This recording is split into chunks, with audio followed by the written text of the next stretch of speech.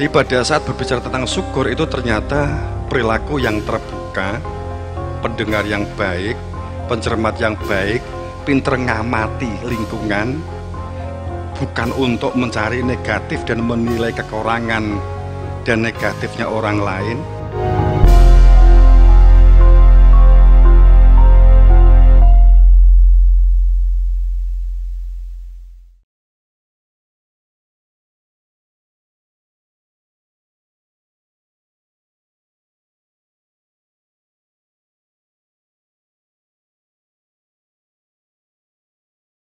Kalau panjenengan tidak fanatik, coba baca.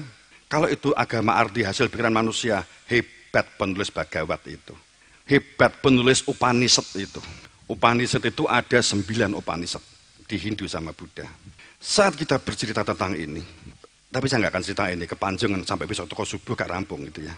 Karena ada Upanishad sejarah, ada Upanishad sains, ada Upanishad karakter manusia dan seterusnya. Oke, kemudian kenapa saya katakan sama? Ada. Ini loh ya, Bapak Ibu. Setiap kali saya akan contohkan Nabi Adam itu 10.342 tahun yang lalu. Itu Nabi Adam. Dasarnya apa? Ya memang dari berbagai sumber dan kami sendiri ada silsilah tertulis begitu ya. Itu pada saat Nabi Adam, kemudian dia ditunjuk oleh Allah. Dibuka. Nek dibuka diposisikan sebagai informasi ya. Aja tinggi gegeran ya. Setuju ya? Gak tinggal loloan ya. Gitu. Bahwa Adam itu punya guru. Sebenarnya begitu. Kemudian gurunya menunjuk Adam untuk melanjutkan risalah kebenaran. Dalam satu Rusulana atau sambung guluwentah mengajarkan tentang tauhid. Saya akan mencontohkan. Kemudian, semoga beragama kita bukan agama psikologi, agama yang dikendalikan oleh emosional, karena di dalam surat Yunus, pada saat berbicara tentang kehidupan keselamatan, emosional yang digunakan, tertutup jumut kaku yang dijalankan, Allah murka, Allah duka, Yunus 100. Saya telah berikan akal, tapi tidak digunakan untuk berpikir nalar rasional, maka duka saya bagi mereka, kan begitu ya. Saya kembali. Pada saat begini, dulu di 400 tahun yang lalu, ada sebuah negara yang namanya Mojopahit. Leres? Ya, ada negara Mojopahit. Jenengan mengatakan benar karena Anda tahu ini sebagai pengetahuan Anda. Karena Anda telah menerima informasi tentang Mojopahit 400 tahun yang lalu. Leres ya? 315 itu awal mulanya ada Mojopahit, begitu katakanlah demikian. Kemudian 470 itu Mojopahit mulai mundur, katakanlah demikian. Kemudian itu kita mendengar dari informasi, tapi kita tidak pernah menjadi penduduk Mojopahit sendiri. Maka informasi yang kita terima ini sifatnya adalah sebagai wawasan kita. Anda sekarang warga Mojopahit atau warga Indonesia, jenengan? Indonesia. Berarti Mojopahit ini apa? Sejarah kan? Sejarah. Jika kamu sekarang mengikuti aturan, mempelajari tentang aturan dan regulasi tentang Mojopahit, ya, kamu mengikuti aturannya Mojopahit, berarti kamu apa yang namanya? Pelestari budaya Mojopahit. Nggih napa mboten? Karena Mojopahit sudah tidak ada. Ngeten nggih? Leres nggih? Tapi jika kamu menggunakan teknologinya Mojopahit, Sadar atau tidak kamu menggunakan saat ini apa itu pertanian. Istilah pertanian itu kita negara agraris. Setiap kali kita bercerita tentang agraris, pikiran kita langsung negara pertanian. Enggak Bapak Ibu, sebenarnya enggak begitu. Agraris di zaman Mojopahit itu teknologi. Sistem mulai pembenihan sampai cara penanaman, pengelolaan, sampai sistem bakteri, sistem hormon, kemudian juga sistem protein. Yang ini dikembangkan, kemudian ada satu penulis yang disebut dengan, katakanlah di Sholafus Sholeh tertulis menjadi kitab Al-Filah itu ya, itu juga dari berbagai gabungan teknologi. Sebenarnya agraris itu sebuah sistem. Bahkan juga nutrisi yang terkandung di dalamnya. Kita kehilangan momen ini. Kenapa orang Mojopahit dulu tampak cerdas? Pada saat berbicara tentang, saya ambil satu. Akan gula sing buah. Gak enak.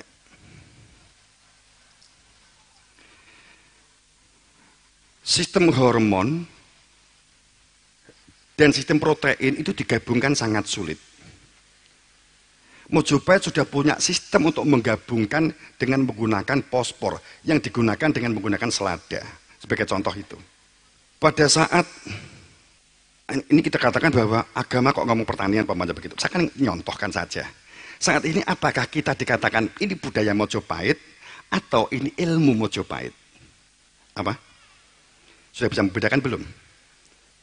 Ini memang S2 ini.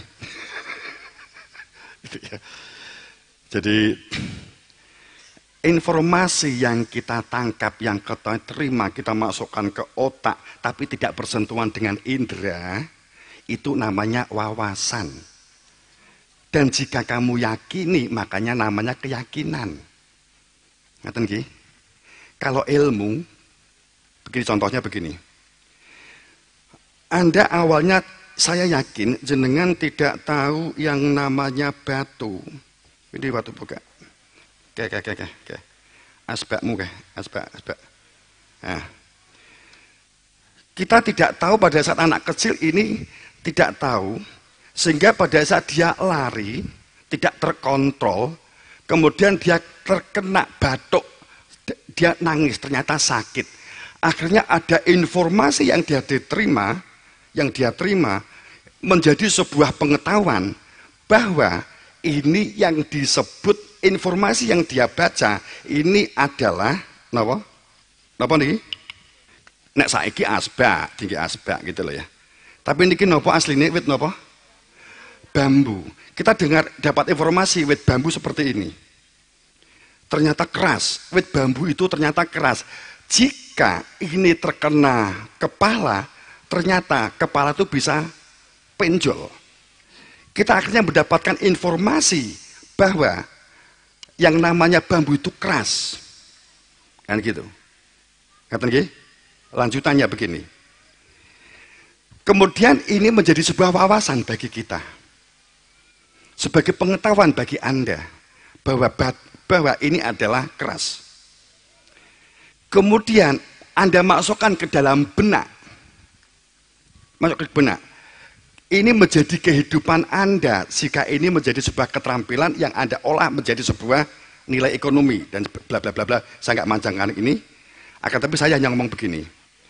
Kemudian ada kehidupan hati. Jika hatinya ini hidup, ya, wa ma yastahwil ahya walal amwat.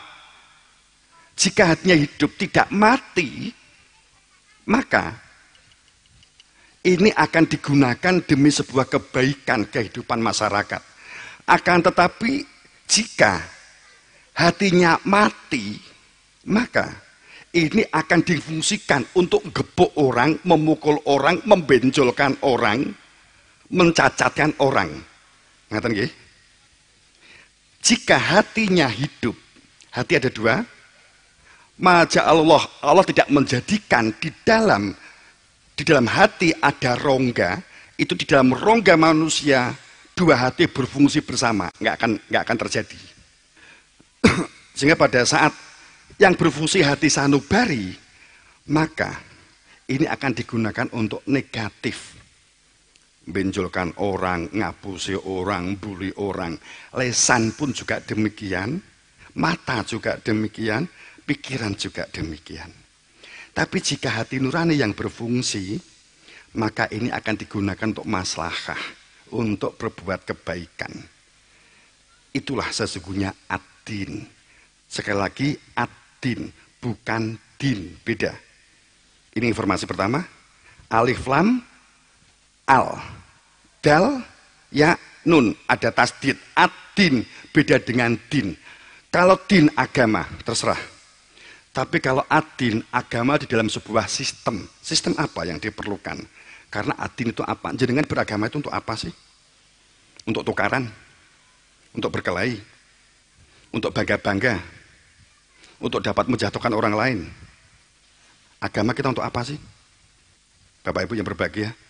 Akhirnya begini, syariat apapun yang diwasiatkan semua nabi para rasul, sesungguhnya intinya sama Bapak Ibu. Syariat yang lahir, saya ngomong yang lahir dulu, sama.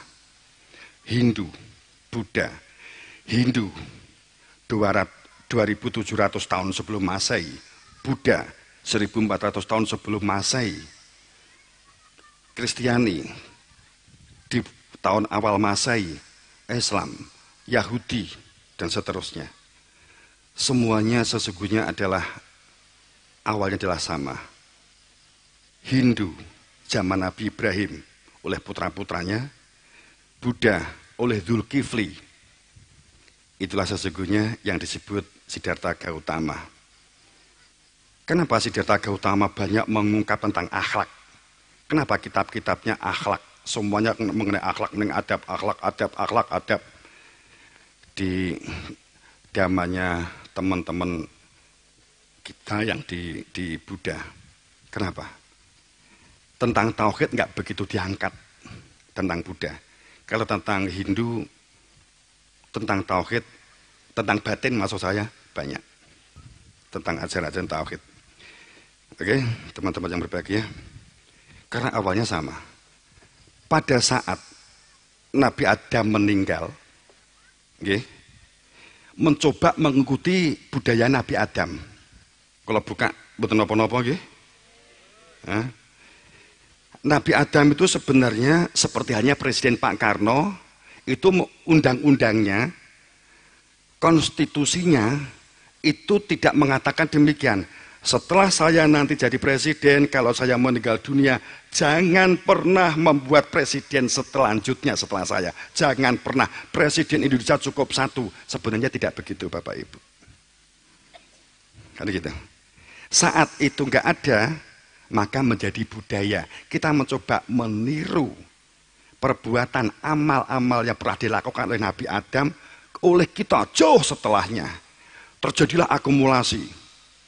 Benturan sana sini menginginkan, ya Allah, datangkan seseorang yang dapat menunjukkan apa itu hidayah sehingga saya di dalam terang. Kan begitu. 1200 tahun muncullah Nabi Idris. Nabi Idris membuat pelanjut, ditolak. Terjadi akumulasi agama budaya menirukan orang-orang masa lalu. Terus begitu. Titik mentok, ya Allah, datangkan utusan engkau seperti orang-orang masa lalu sehingga berada lebih dapatkan petunjuk. Akhirnya datanglah Nuh. Begitu seterusnya. Bapak Ibu yang berbahagia, apakah ini kosong di masa Adam sampai Nabi Idris? Jarak terpanjang itu dari Nabi Adam ke Nabi Idris 1200 tahun. Terpanjang kedua Nabi Muhammad ke Nabi Isa 500 tahun. Ya gitu. Ya. Ini ada masalah ilmu, ada masalah wawasan. Ilmu itu Anda mengalami sendiri, tahu sendiri, Kalau wawasan, informasi yang kamu peroleh dari bacaan atau dari orang lain, tapi kamu nggak ngalami, maka itu wawasan. Kira-kira iso mikir ndawakne Dewi? Makanya surga, neraka, widodari, wa ma'amaniyikum wala amaniyul ahli kitab, kan begitu. Wes tak cudol di kene dhisik, nanti ada sambutan. Iki wis zaman medhit dibes pisan ya. Ya, itu artinya bahwa kalau kita bersyariat, tatanan lahir, kehidupan yang lahir, intinya adalah sosial. Jenengan buka sendiri di surat Hujurat 13. Pada saat berbicara tentang Asyura 13, mohon maaf ya, Asyura 13, bahwa pada saat berbicara syara'alakum, syariat bagi umat yang diwasiatkan oleh semua Nabi Rasul, itu adalah an akimuddin, menjadi penegak kehidupan, wala tatafarruqu, tidak berpecah belah. Itu semuanya sama. Itu semuanya sama. Nuh, Ibrahim, Musa, Isa, semuanya adalah sama. Intinya syariat tidak berpecah belah. Itu intinya. Jadi kalau kita sholatnya sregep, jenengan sholatnya sregep, tapi jadi wong kaku, koreksi dulu sholatnya. Bapak Ibu yang berbahagia, pangapunten. Ya. Kita begini, karena ini bagian dari mukaddimah. Allahu Akbar. Sholatnya koyok kusuk-kusuk oh ya. Allahu Akbar. Assalamualaikum warahmatullahi wabarakatuh. Kemudian dilokne di ngguri. Apa? Sholat karo ngeling-ngeling sikile obah terus, langsung aku malik matamu. Pada saat kita sholat, ternyata kita dengan keluarga tukaran, dengan tetangga nggak bisa rukun, bahkan dengan perbedaan tidak bisa menerima. Nanti dulu, Allahu Akbar itu adalah pendengar yang baik, pencermat yang baik, pemikir yang cerdas. Allahu Akbar. Sing diopeni aja ngene nih. Kurang ini, itu Imam Syafi'i. Nek ngene itu, nek ngene iki Imam sopo kuwi. Sing digegeri ini. Tapi kita nggak pernah apa maksud dibalik kalimat takbiratul ihram. Salat itu sing pokok 5, sing gak kena ditinggal. Takbiratul ihram, Fatihah, tahiyat, sholawat, salam. Yang lainnya kowe ki ora iso maca subhana rabbiyal adzim wa bihamdihi, gak iso maca, ora masalah. Kowe gak iso rukuk, kudune rukuk, waladhdallin amin. Bar kowe gak iso maca surat, ya wis, kamu rukuk ora iso, ya pangga jedeg ngadeg ngene wae. Ora masalah. Salat intine di 5 iki. Nek sing digegeri subhana rabbiyal a'la wa bihamdi, enek sing maca subuhun kudus rabbuna wa rabbul malaikati waruh, digegeri kan gitu. Subhana rabbiyal a'la wa bihamdi, subhana rabbiyal adzim wa bihamdi, itu kan kesepakatan ijma, mergo nek ngene iki apa ya sing diwaca kira-kira ki apa ya kan gitu. Wis ngene wae subhana rabbiyal adzim wa bihamdi kan gitu. Jadi Allahu Akbar itu pendengar yang baik, pencermat yang baik. Itu sesungguhnya. Makanya bohong orang sholat tapi karakternya kaku beku, bohong. Orang puasa akan tetapi tidak mampu mengendalikan diri, tidak ada kesabaran. Nandur winih, pari, telung wulan panen, ora sabar, duduk wae. Ki opo ditandur seminggu ra woh-woh, misuh-misuh. Terus misuhi Pak Camat barang. Marahin PK larang saiki kan gitu. Lihat, bohong orang yang puasa, gak ada pengendalian diri, gak sabar, gak junatun, gak sobarun, bohong. Bohong, orang haji, orang zakat, itu tidak ada kepedulian dengan sesama, bohong. Kalimatnya Bapak Ibu, akimisolah, atau uzakah. Kalimatnya, ya, akimisolah, atau uzakah. Bukan fi'lah sholah, bukan fi'lah zakah, bukan fi'lah haji, bukan. Korban juga sama, dari kata korban Qorib, perilaku untuk mendekat. Apa itu korban? Jadi bohong orang yang berkorban, tapi mbelei tonggone. Diingi to anu ya, kalau ngarepe dhewe lho cedhile gak njamak ya. Sapa to? Anu mbok dolilah ke lho. Oh, mbok dolilah ke. Wong ka anake ya ngono. Ke wong Tito ke Banyuwangi. Wong gak asline kok nganjuk, wong nganyuk itu senengane bohong pada ngono kuwi. Alah kuwi sak desa ngene akhire sak desa dibleh. Pada saat seperti itu, apa namanya? Korbannya bohong. Kita korban. Saat gak kebagian daging, padahal sing korban. Wong aku sing korban kok gak dikai daging deh. Panitia aja nih genah ora. Tuabuk iso totok rene. Pada saat kita berkorban ternyata tidak meletakkan perilaku dan sifat-sifat hewan, korbannya bohong. Berkorban itu sesungguhnya meletakkan perilaku serakah, angah-angah, kikir, sok kuasa. Itulah sesungguhnya korban. Mansyaka, itulah inti korban. Bukan dalam pengertian weng ngomong semata-mata sing mbok goleki marai korban terus weng urunan sapi, angen-angen musuh di surga mbok tompaki bareng-bareng. Saiki sapi ini lah. Wis sapi wong 50 terus sapine mbok kono mbok surga mbok tompaki, to. Ora iso numpak ora geret eret-eretan ngene apa-apa. Kita terlanjur doktrin itu gitu loh. Ini apa ini salah? Enggak, saya nggak berkata ini salah. Tapi akibat dari ini kita itu hanya doktrin beragama kita. Agama kita itu din itu adin, bukan din agama. Agama itu bahasa Sanskerta, tidak rusak. Din itu kehidupan, adin itu kehidupan di dalam sistem. Ada yang membimbing dan ada yang tahu persis cara pulang. Kita ingin kepastian kan di dunia. Okay? Dajjal itu saat merajalelanya ketidakpastian, ambigu wong berpendapat kita menjadi bingung, ketidakpastian arepe sekolah ngene kerjane apa, diklat ngene sekolah seperti apa, ambigu, ketidakpastian, kompleks. Inilah saat akumulasi maka sebuah perilaku dajjal. Apa kedajalan? Dajjal itu bukan perkara moto sitok terus mbok goleki motone sitok. Oh, kedajjal. Tidak begitu Bapak Ibu. Oke, nanti kita singgung setelahnya. Di sini ada kelompok Yasin. Ada kelompok Yasin banyak. Atau begini, yang beragama Islam pernah membaca Yasin, sering baca Yasin, tinggi apa Yasin?